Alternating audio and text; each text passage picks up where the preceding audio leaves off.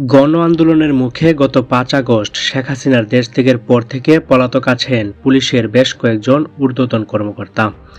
এর মধ্যে আছেন ঢাকা মহানগর পুলিশের গোয়েন্দা বিভাগের সাবেক অতিরিক্ত কমিশনার ও বহুল আলোচিত পুলিশ কর্মকর্তা হারুন অর রশিদও। গত জুলাইয়ের শেষ সপ্তাহে বৈষম্য বিরোধী ছাত্র আন্দোলনের ৬ সমন্বয়ককে তুলে নিয়ে ডিবি হেফাজতে নেওয়ার মূল কুশীলব ছিলেন হারুন।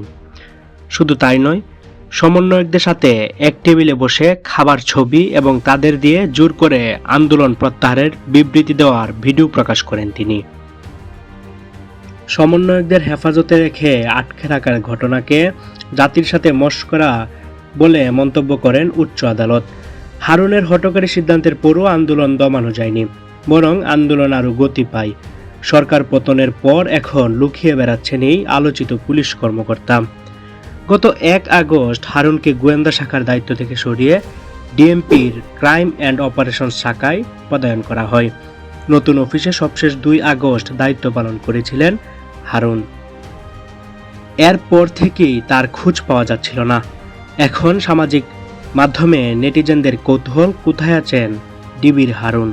বিভিন্ন সূত্র বলছে সরকার পতনের পর গা ঢাকা দিয়েছেন হারুন। নিজের বাসা এমনকি আত্মীয়স্বজন কারো বাসাতেই থাকছেন না তিনি। শেখ হাসিনার দেশ থেকে খবর ছড়িয়ে পড়লে ঢাকার রাস্তায় জনতার ঢল নামে। এমন পরিস্থিতিতে প্রাণ ভয়ে অনেক পুলিশ কর্মকর্তা তাদের ইউনিফর্ম খুলে ফেলেন। গেঞ্জি বা অন্য কোনো পোশাক পরে সেন্ট্রাল কমান্ড ও কন্ট্রোল ইউনিট ভবনের পেছনের প্রায় ১৩ ফুট দেয়াল টপকে পুলিশ সদর দপ্তরের সামনে রাস্তায় পড়েন।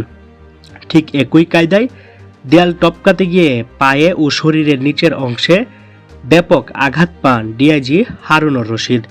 পরে সেখান থেকে তিনি আইজিপির সাথে চলে যান পুলিশ সদর দপ্তরে। বিকালে পরিস্থিতি বুঝে পুলিশ সদর দপ্তর সংলগ্ন ঢাকা দক্ষিণ সিটি কর্পোরেশনের দেয়াল টপকে অজ্ঞাত স্থানে চলে যান হারুন।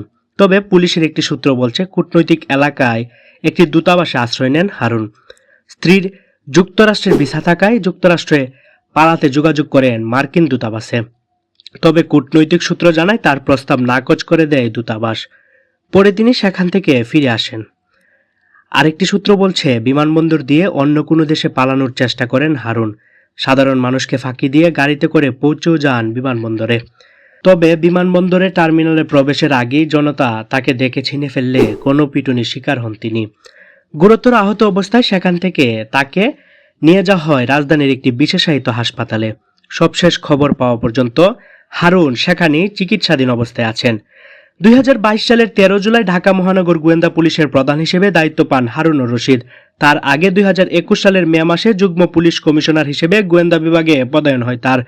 এর আগে ডিএমপির তেজগাঁও বিভাগের উপপুলিশ কমিশনার এবং নারায়ণগঞ্জ ও গাজীপুরে পুলিশ সুপারের দায়িত্ব পালন করেন তিনি। ২০১১ সালের জুলাইয়ে জাতীয় সংসদের সামনে এক মিছিলে তৎকালীন বিরোধী দলীয় চিফ হুইপ জয়নাল আবেদিন ফারুককে মারধর করে প্রথম আলোচনায় আসেন তিনি।